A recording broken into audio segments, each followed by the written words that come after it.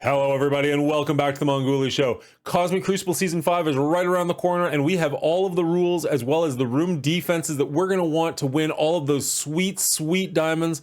Quicksilver is out, he's old news. Now diamonds are what we're actually going to be fighting for depending on what level of Cosmic Crucible you're working at. I'm hoping that I'm high enough. I might only be getting red stars, but we will find out on Monday when this starts off. But for right now, let's jump right into it and make sure our defenses are set as best as they possibly can be. Let's go.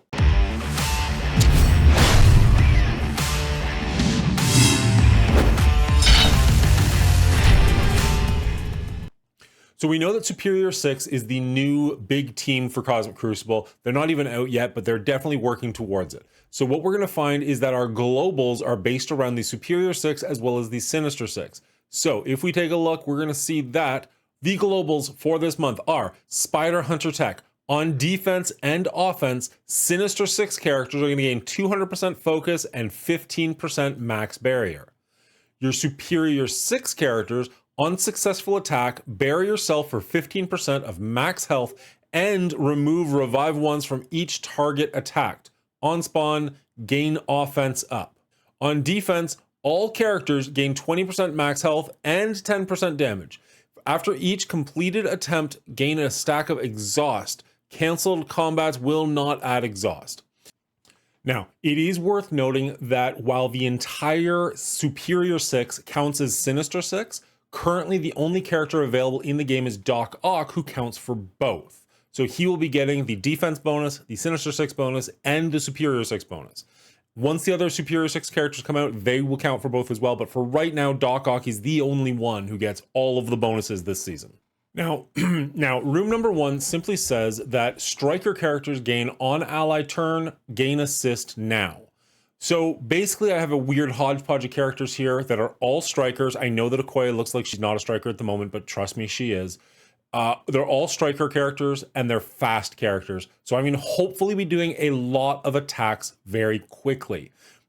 The point of this is that anytime one of my characters does an attack, all of my characters do an attack. Pretty simple.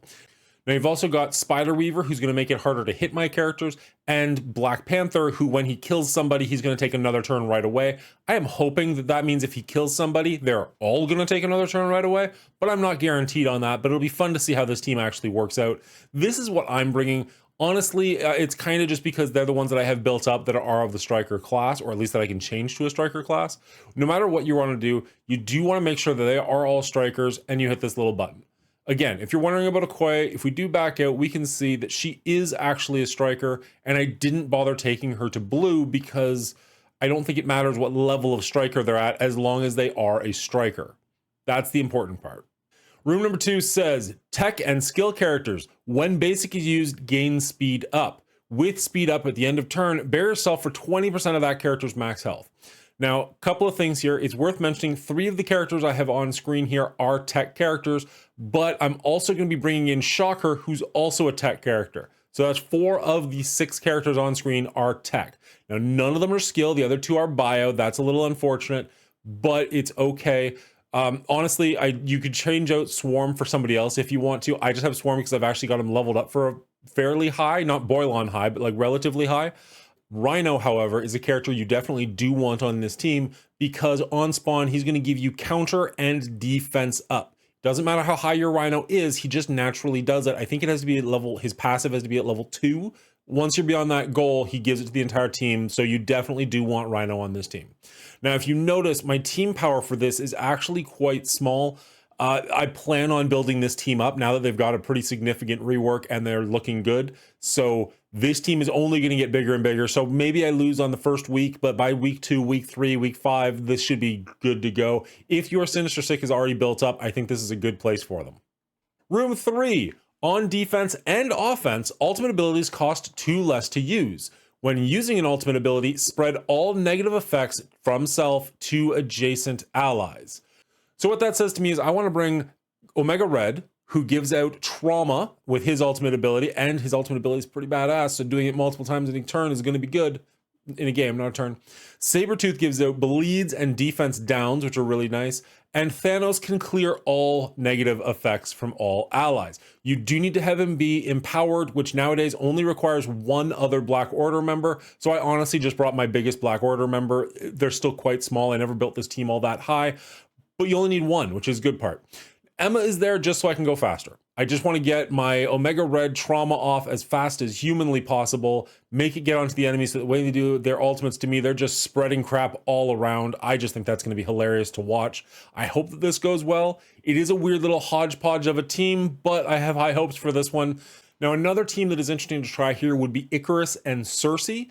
Obviously, Icarus's ultimate ability is incredibly strong, and the fact that it would only cost 3 means you're probably going to be doing it quite often. That's really good. The downside to that is while he does change positives to negatives, he doesn't actually give you any negatives. So we'll see. He might be the better choice here, to be perfectly honest. Maybe I swap some stuff around, but for right now, this is what I'm trying. Let me know if you think I'm wrong and I should switch this to something else. Room number 4 says, unsuccessful dodge gains stealth, and characters with stealth gain 20% damage. Now you'll notice this is not a very good dodging team. Maybe Web Warriors is better for something like that. But this is a team that naturally gives stealth to themselves. So whether I dodge or not, I'm going to get that 20% bonus damage for stealth from Morgan Le Fay. Now, with Morgan Le Fay and Dormammu, I'm hoping that when I die and come back, I can trigger her first time effect to give stealth again, in which case I'll be doing the damage from the stealth multiple times in a round before the enemy can actually take me out. We'll see how well that works. I'm hoping it does well. It's also just a team that I have fairly well built up that I don't really use on offense very much anymore. So hopefully this goes really well. That's my thought process for it. We'll see. Room number 5 is Mutant Focus. It says mutant characters on turn clear all negative effects from self, heal self for 10% of max health for each negative effect cleared. All characters on turn end gain defense down.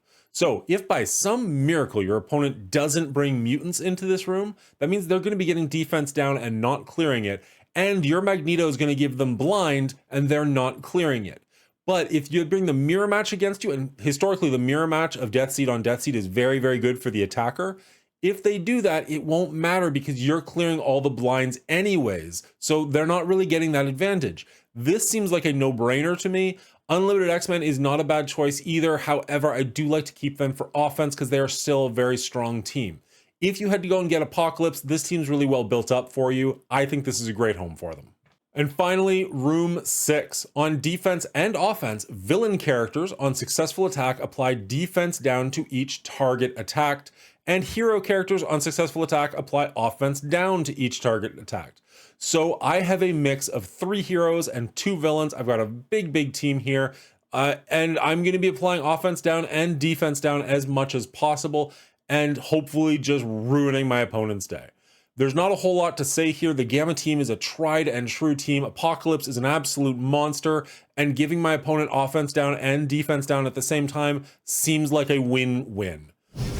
That's what I'm going to be trying for Cosmic Crucible in Season 5, at least to start off. What do you guys think? Am I way off the base on anything? Is there some team that goes just so much better in another room that I just completely missed out on? Let me know down in the comments below. I'd love to hear what you guys are planning on running, and I'll let you know how well this team does.